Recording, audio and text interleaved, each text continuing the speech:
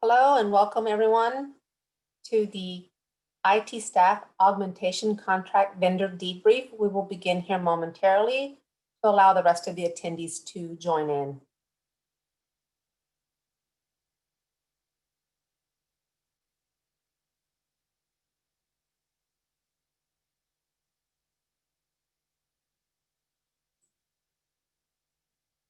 Okay, and once again, welcome to DIR's IT Staff Augmentation Contract Vendor Debrief.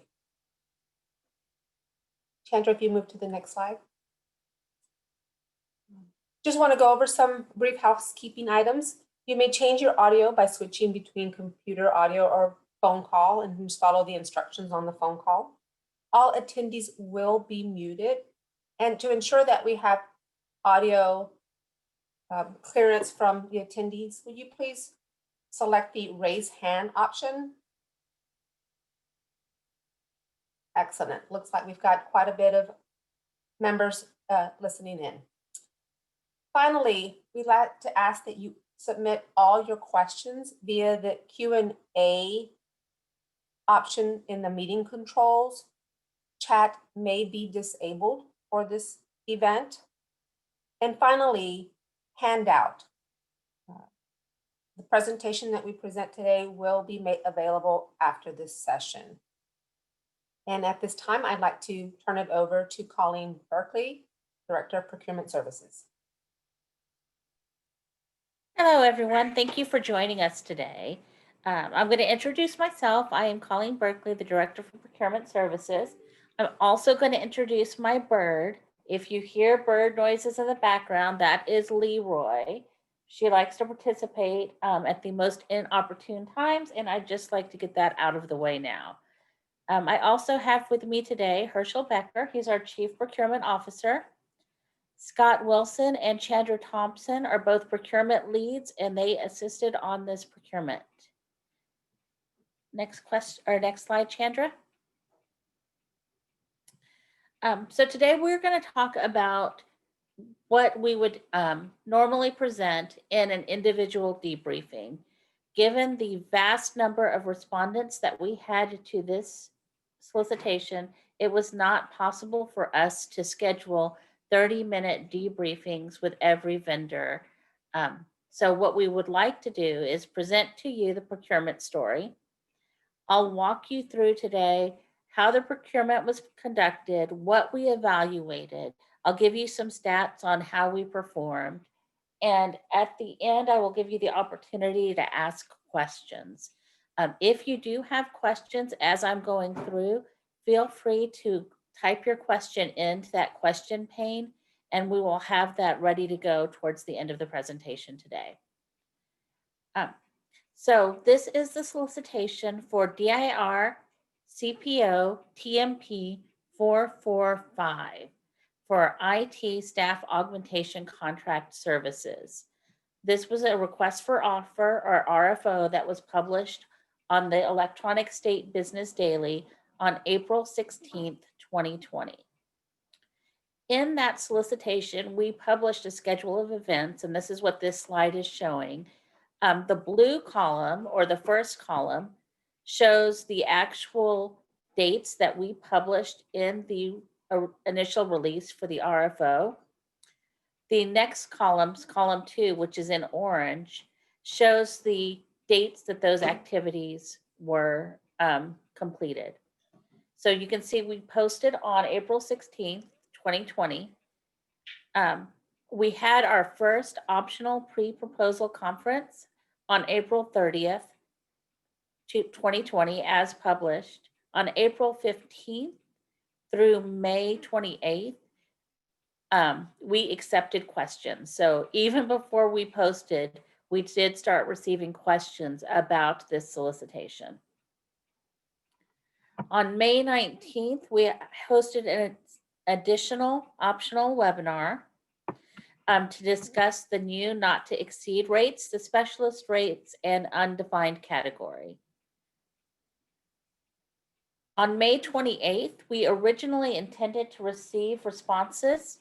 However, due to the number of questions that we received during the question and answer period, We extended that due date, and responses were due on June 11th, 2020 at 2:00 p.m. We intended to start evaluations immediately after we received responses on May 28th. Again, those evaluation periods started on June 11th when responses came in. We had hoped to begin contract awards by June 30th of 2020. We actually did not begin the award process until September 25th of 2020. So almost a 3-month difference due to the number of responses that we received. Next slide.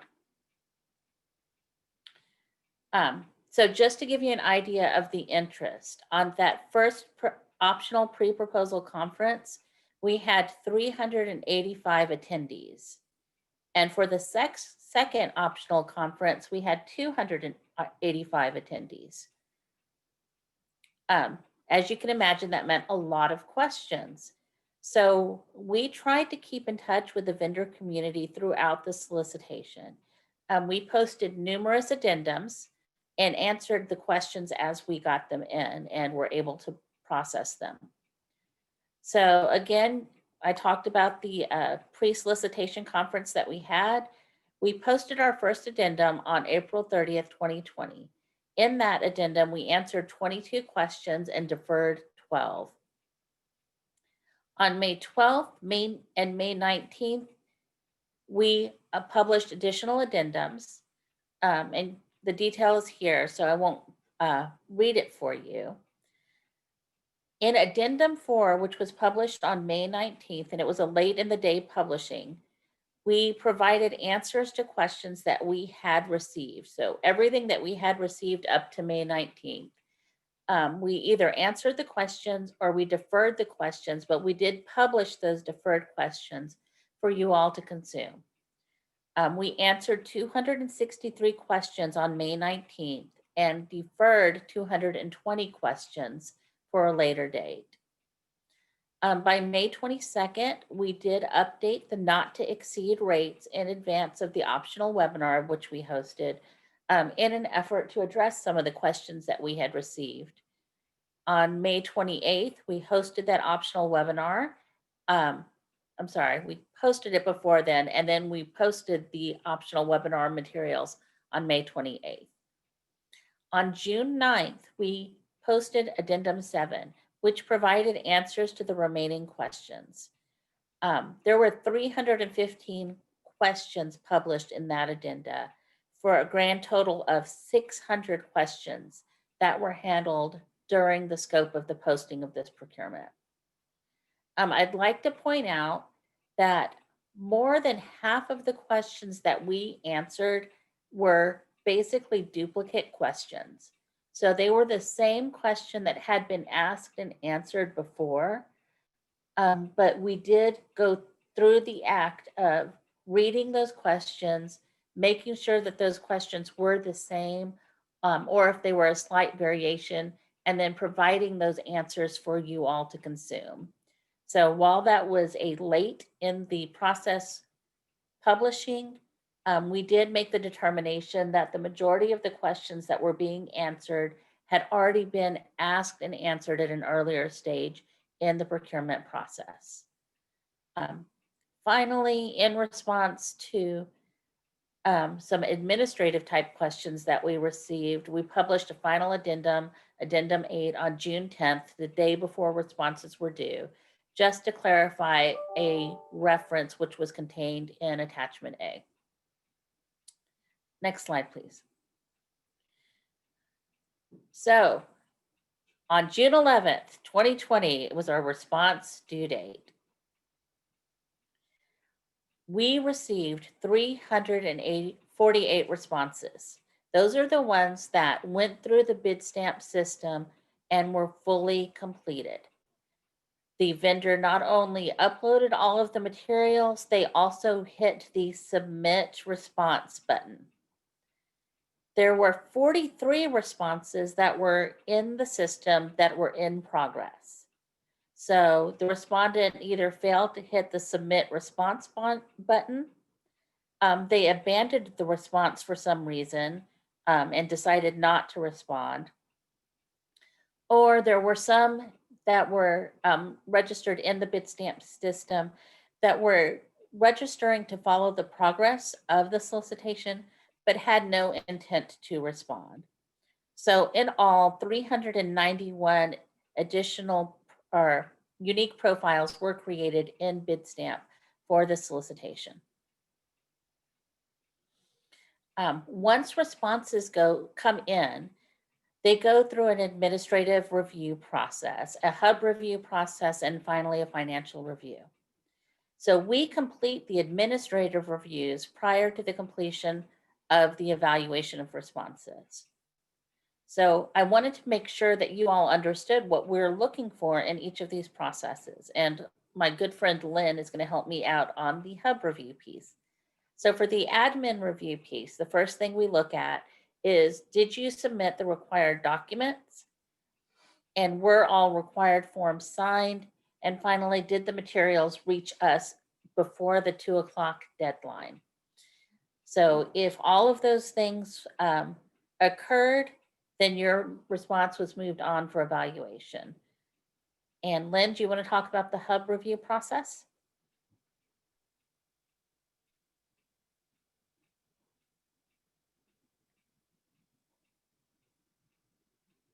Oh, if so, we can't hear her. I'll give her a chance to correct. Can you hear me now? Now I can hear you. Okay, sorry. When you submit your HSP, that's a pass-fail item. So if you didn't complete the good faith effort correctly, if you didn't complete the right method, if you failed to provide information, any of those factors would have led to your HSP failing. Some of those we may have asked for clarification on. If you don't respond to us and don't clarify and provide and answer the questions we may have when we're seeking clarification, that can lead to you failing as well, being non-responsive to that. So, you know, any of those factors can play into an HSP failing. Thank you, Lynn. Mm-hmm. And finally, we looked at the financial review. So we checked to see if you had a DUNS number that was included on your response. And if not, we reached out for a clarification question. And we checked to see if your score was better than a 9 on the Dun and Bradstreet index. If you scored a 9, that would be the only failing score for your financial review. So if you are not familiar with the Dun and Bradstreet process or what their index means and the scores mean, it might be a good idea in the future to acquaint yourself with that and then check to see where your standing is, because this is something that is normal part of our policy. If you score a 9, that is an automatic fail for the financial review. Next slide.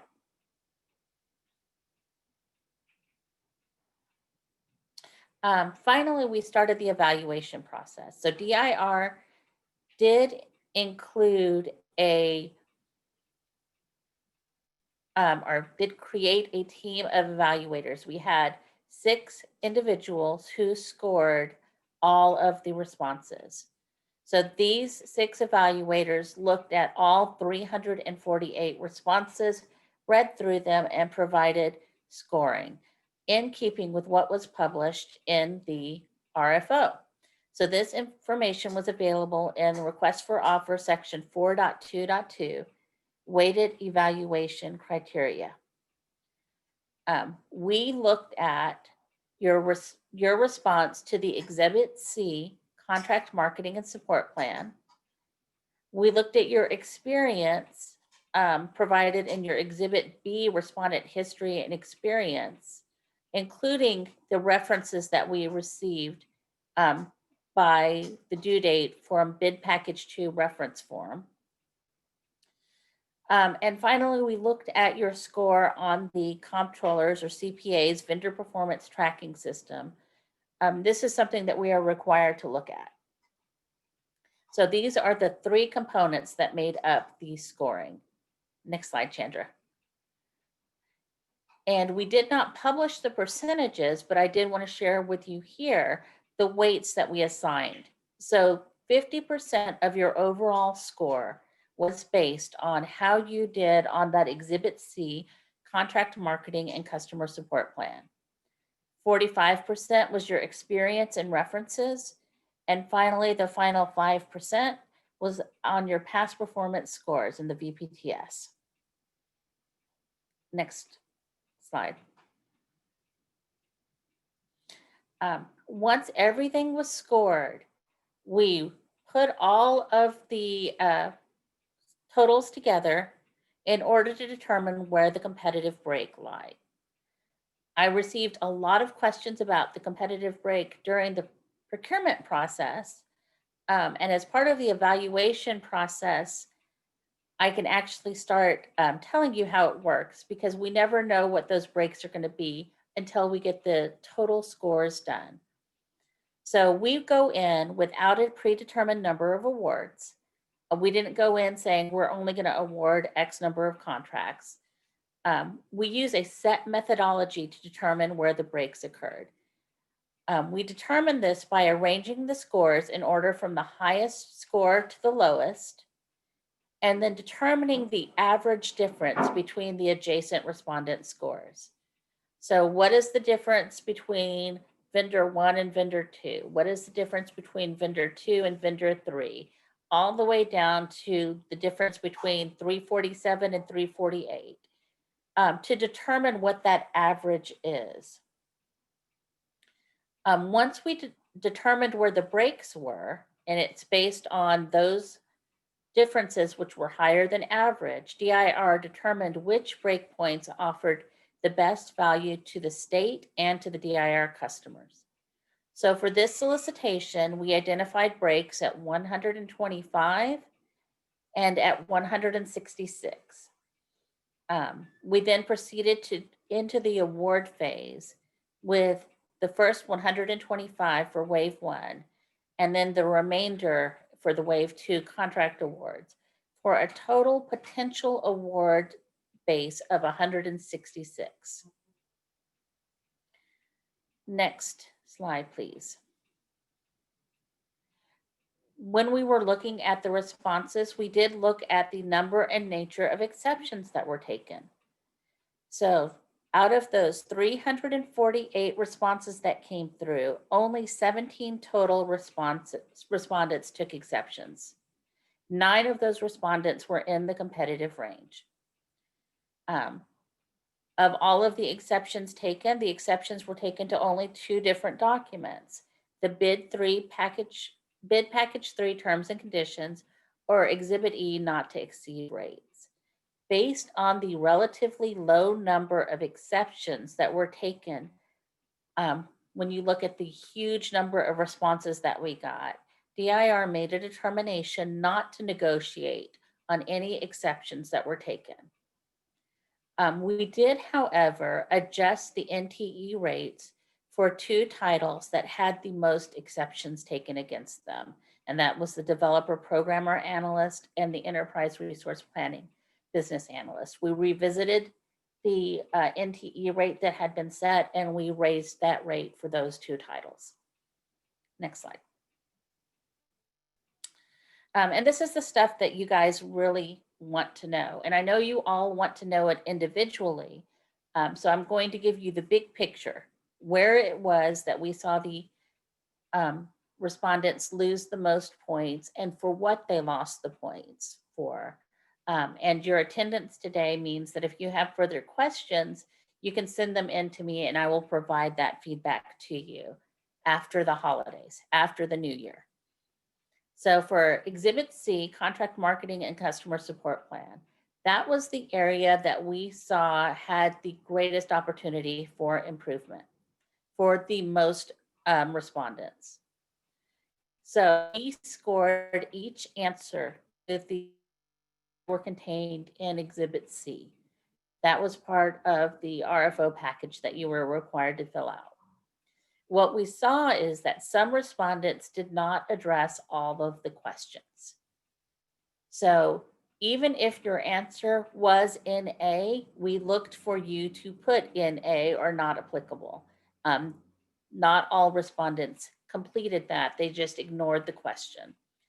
Some respondents explained how they would recruit the talent to field their benches, but they did not discuss how they would engage with and market to the DIR customers. So Exhibit C does contain a list of the markets or the DIR customers who are eligible to use our contracts. And we were looking to see that those customer segments were addressed. So if you did not do that, it is possible you lost points in that area. So again, they did not just address all of those market segments, or you did not focus how you would market the contract. You talked how you would market to get raw talent, but you did not talk to us about how you would ensure that you would be successful were you granted a contract. Next slide. So for experience and references, we did not penalize you if all 3 of your references were not provided. There were some cases where we only got 2 or 1 reference from for a particular customer. Those were all scored without penalty. However, not all respondents had references submitted on their behalf, or the respondents sometimes failed to have the reference emailed the DIR directly. So if you included references, but those references came from your company and did not come from the actual reference directly, those were not scored. Some respondents provided references that were for their own resources rather than supplying a customer reference. So if you wrote a reference about how awesome your staff was and submitted that as a reference, that was not scored well. And finally, we did see some instances where the reference themselves was confused about why they were asked to provide a reference for the respondent because they only knew the resource.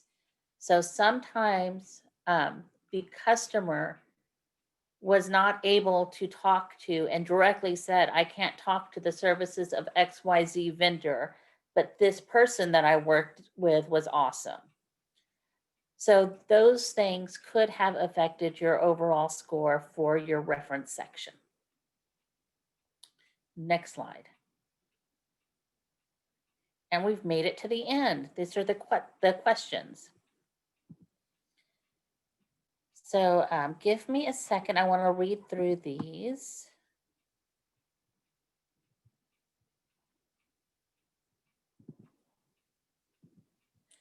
And Colleen, this is Herschel. I'm attempting to answer some of the questions that I don't think you answered directly, but I believe that you answered a number of these in terms of what happens after this. How do I get my scores?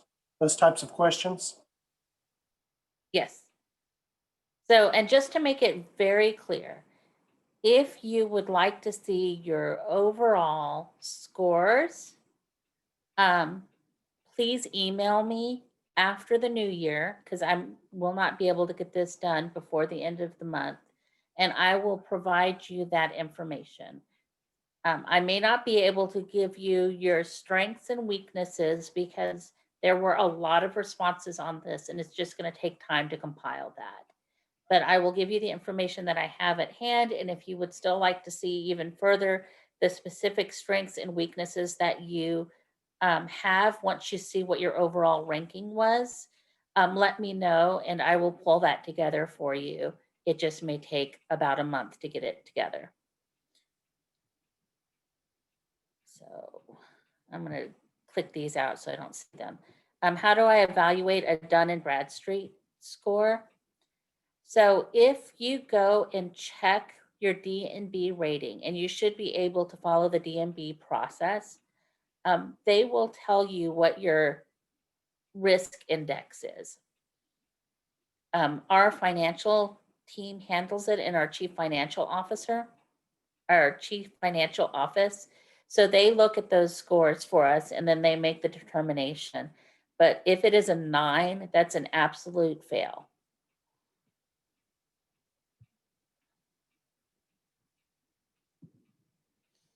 Sandeep's question regarding how will they know, we've answered.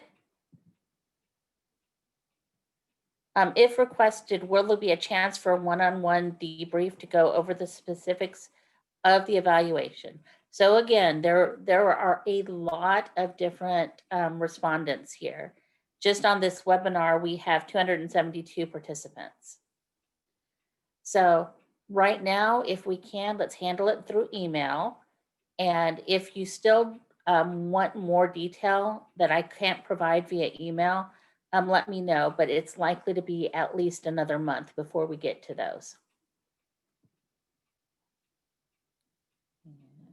Is there a way to know how each?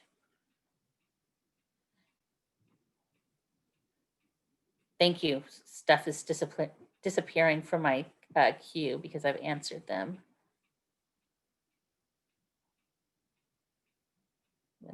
So we're not planning on publishing these vendor scores, just like I didn't like it when I was in college and the professor posted my grade for everyone to see in the hallway. I am not going to publish the scores, but I will be happy to discuss them with you or email them to you. Can we reapply again with all corrections? Or when will there be another RFO on this? So this solicitation is closed. There's no way to reapply. Once DIR has closed the acceptance of responses, there's no way to redo that. However, in the next 2 to 4 years, we will be having this out again for you all to respond to. The initial term of the contract is a 2-year term. At the end of the 2 years is when we start looking to make the determination about, do we want to rebid in year 3 or do we want to rebid in year 4? So it'll be either in year 3 or year 4 of the solicitation of the life of the contracts that were awarded.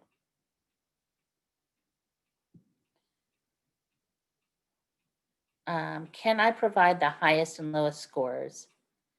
I can give you the ranks. I just don't have the scores in front of me. So can you provide the highest and lowest scores among the successful vendors? We went down to 166. So if you were ranked 167 or below, you did not receive a contract.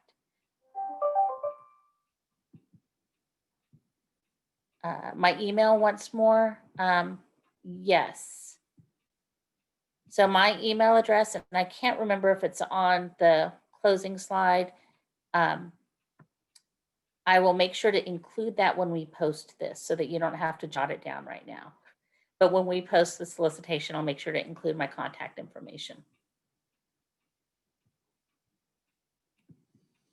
DMB scored a 9. What number is a pass? Anything below a 9 is considered a pass. A 9 is the highest risk category.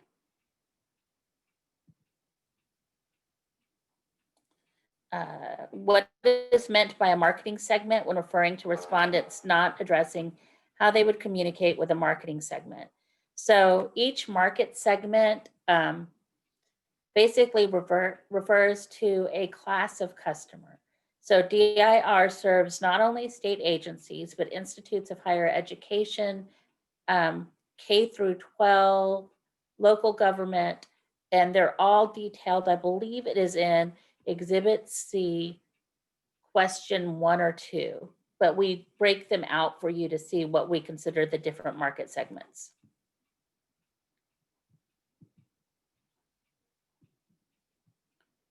Do you check if approved vendors have submitted contractors for agency solicitation? Is it even required, or can they be a dormant vendor?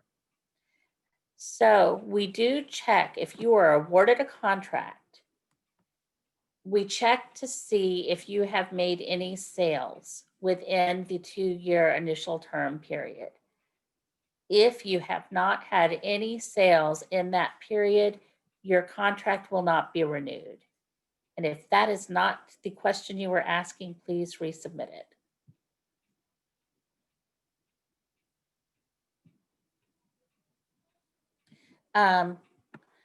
Please answer part 2 of the question. Any firm that submitted an exception, were they given an award? Was there a chance to remove it? I just answered that again, Colleen. Did you answer it already, Herschel? Yeah, I answered it earlier, but I probably wasn't complete my answer. What I said was any vendor that took exception was given the opportunity to remove it if they were in the competitive range. If they elected not to remove the exception, they were not awarded a contract. Vendors that were provided the opportunity, or vendors that took the exception and were in the competitive range, were given the opportunity. If they elected to remove the exceptions, and again, were in the competitive range, were awarded contracts. Thank you. Will you be publishing the list of winners? This is already published on the DIR website. And I know it's under the ITSAC tile. I think that's under information for customers on the DIR website. But it is already published. You can see a list of winners. You can see all of the contracts that we've awarded. So between September 25th and today, we have awarded 161 contracts. 155 of those were awarded in the month of October. So if you go to our website and just do a search for ITSAC, you will be able to download a spreadsheet of the 161 contracts that have already been awarded.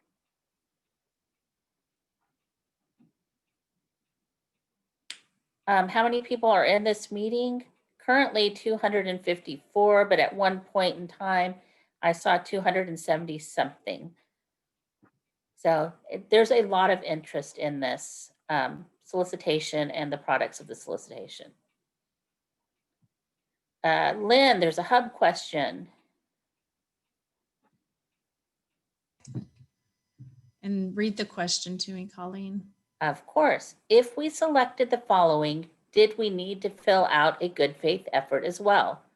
No, I will not be subcontracting any portion of the contract, and I will be fulfilling the entire contract with my own resources. Okay. So the good faith effort method that you would have completed would have been that section 3, which was the self-justification, self-performing section where you identified, no, you would not be subcontracting any of the work out, and you'd be performing all of that with your own company resources and staff. So if you completed sections 1, 2, 3, and 4, then you did complete the HSP correctly. Another hub question. Was it a certain amount of hub that was supposed to be awarded a contract? Okay, the state of Texas hub program is not a set aside. So there's our federal programs that are set asides where a percentage of the contract has to go to MWBEs or hub zone certified vendors. That's not the case for the state of Texas. We're a good faith effort program. So you get to determine how you're going to fulfill that contract and how you're going to subcontract out. So there was no score or weight given to whether or not you subcontracted anything out, or if that was to hubs or non-hubs. The HSP is simply a pass fail. So you determine how you're going to complete that and fulfill the contract, and then you complete the corresponding method.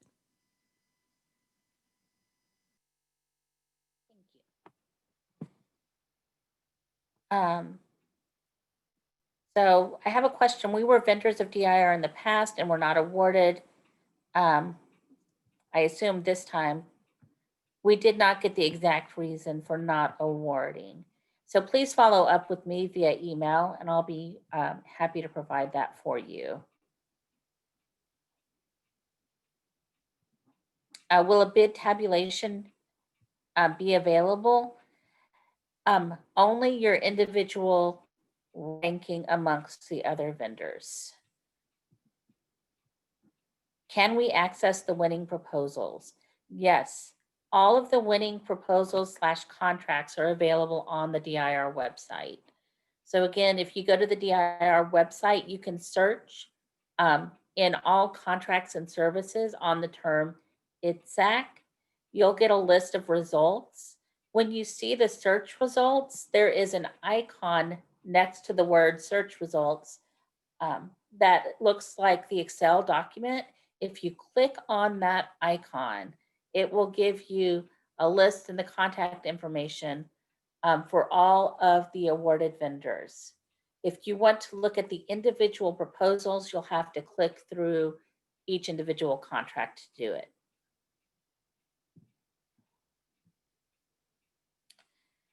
Can I change my hub preference at later stage? I'm going to turn that over to Lynn. Okay. Say that again, Colleen. Oh, wait, it disappeared. No, there it is. Can I change my hub preference Yeah, at a okay. later stage? Okay, yeah, it disappeared on my side too. Yes, you can. If you were awarded a contract and you identified subcontractors with certain percentages allocated to them, if you need to add or remove any of those throughout the contract, you can update that at any time. Even if you were self-performing when you responded to this RFO, if you need to add subcontractors, you can do that at any time.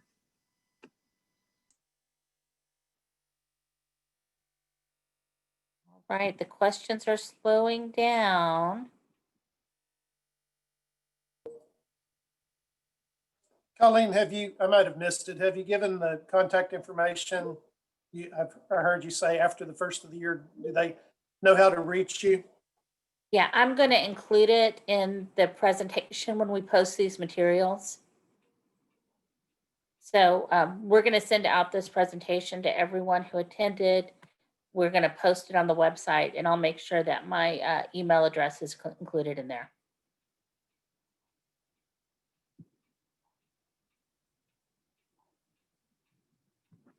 Lynn, I have another hub question. What do you do if the company that uses your company hub HSP to submit the RFP never sends you any requirements for you to submit resumes? I have contacted them on several occasions regarding the requirements they received from DIR, and they never respond to my request.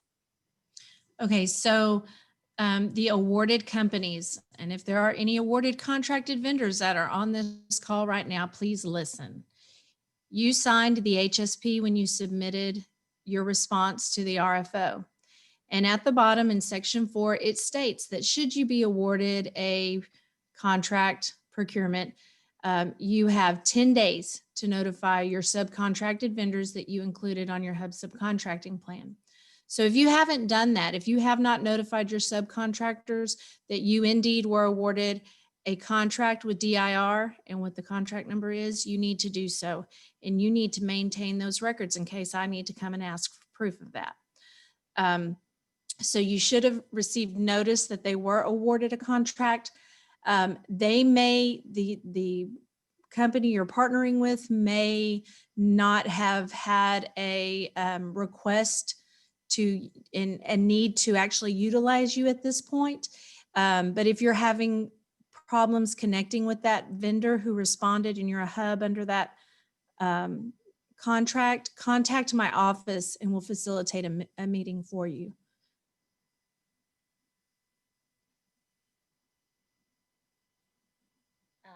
Next question, is there a list of current DIR customers that is accessible? Yes, and it's provided to the winning respondents, I believe. I'm trying to find the list of awardees in the proposals, unable to find what you're describing. Colleen, I just So let me pasted walk the you link. through it. Colleen, I just pasted the thank link you. to the page. Thank you. I'm like, I just walked through how to get to it. So thank you, Herschel.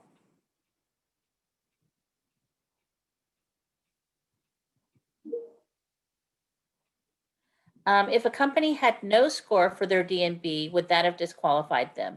Was this requirement outlined in the RFO? So if there was an issue with your DNB, you had no score or there was some other issue and you fell in the competitive range, we would have reached out to you for clarification regarding that for additional documentation so that our financial office could review it. So a no score did not mean you were disqualified. It just meant that we had to do more research and work to get the documents from you that we needed, or request you to work with Dun and Bradstreet to correct that score.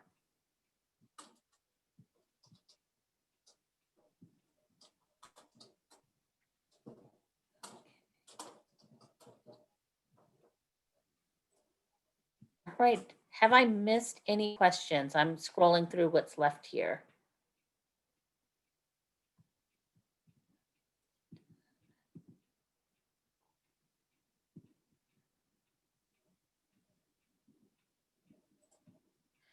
I think this is another Lynn question.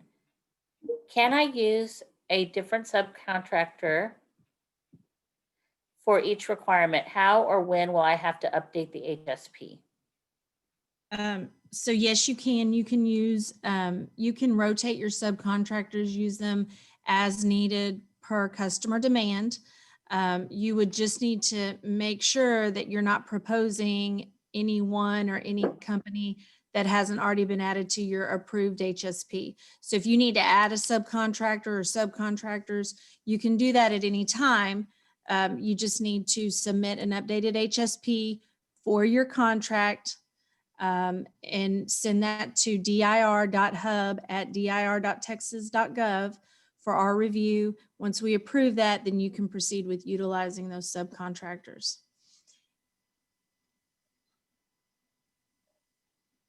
Okay, I have a clarification. So DIR customers are open records on Texas Open Data Portal. So I appreciate that, Debbie. Thanks. That is a very complicated way to get to it, but you can get to it. And I do think we basically print out a list and provide that as well once a contract has been awarded. Lynn, if a company had a minor error or discrepancy in the HSP form, were all the vendors provided an opportunity to rectify the minor irregularities? Yes, if there was a clarification, we have a standard that we follow. So if, let's say, for instance, one vendor couldn't add 2 + 2 and to equal 4, or maybe their totals in section 2 didn't match their totals from section A2 or section B4.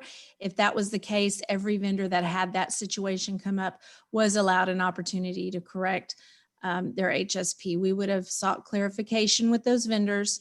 And you would have had to provide and actually respond to that, but everybody was offered the same opportunity.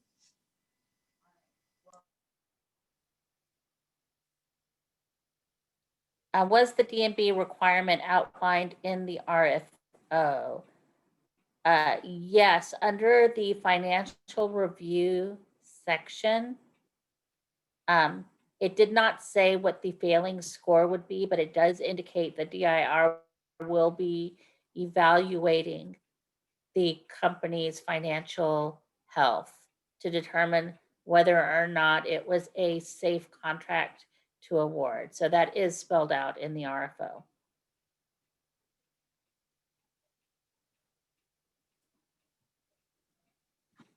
And I think that's it, unless you all have any more questions.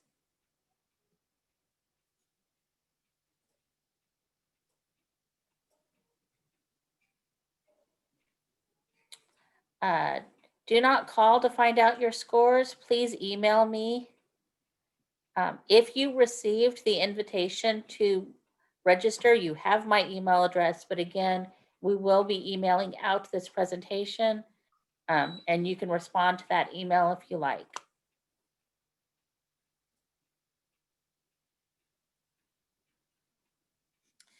So the individual RFP responses, I'm sorry, the link Mr. Becker provided brings me to the main ITSAC page. Still can't find the individual RFP responses. If you click on the little plus minus, the plus for apparent awardees or the plus for the active IT staff augmentation contracts, you'll see more information. So you just have to click on the little plus symbol.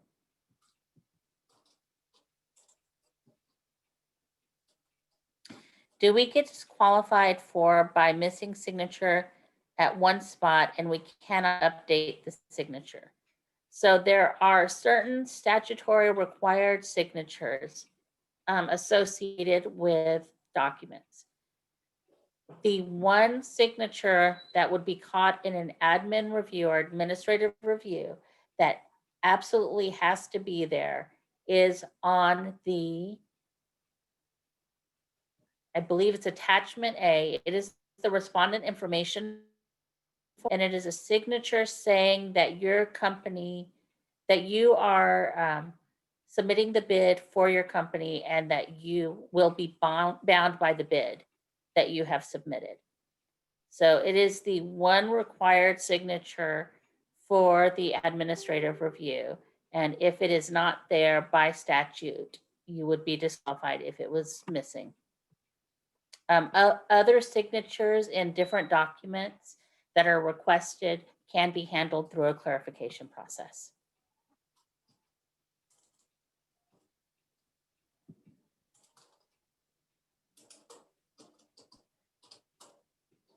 Okay, I'm not seeing any more questions come in. Thank you all for being here today and for sticking through all of these questions. I really do appreciate your participation in the process. We really could not make this program a success without all of you all participating. Even if you did not receive a contract this iteration, work with those who did if you're interested in continuing to work with DIR. We value all of you all.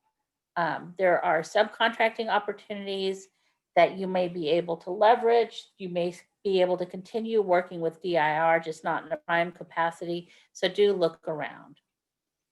And I have another question. What if multiple companies with the same management got RFO awarded for their 2 to 3 companies? Do you not think it takes away an opportunity for new companies applying freshly? So DIR reviews each individual response. They do not compare those responses to the other responses that come in. Each company is treated as an individual company. So if those responses scored within the competitive range, even if they have the same parent or management company, they would still receive the award because they scored within the competitive range. The scoring is done against the requirements that were set forth in the RFO and the criteria that we established. So it would not disqualify a management company for having multiple responses. I hope that answered the question. All right, thank you guys. I appreciate it. Have a great holiday season.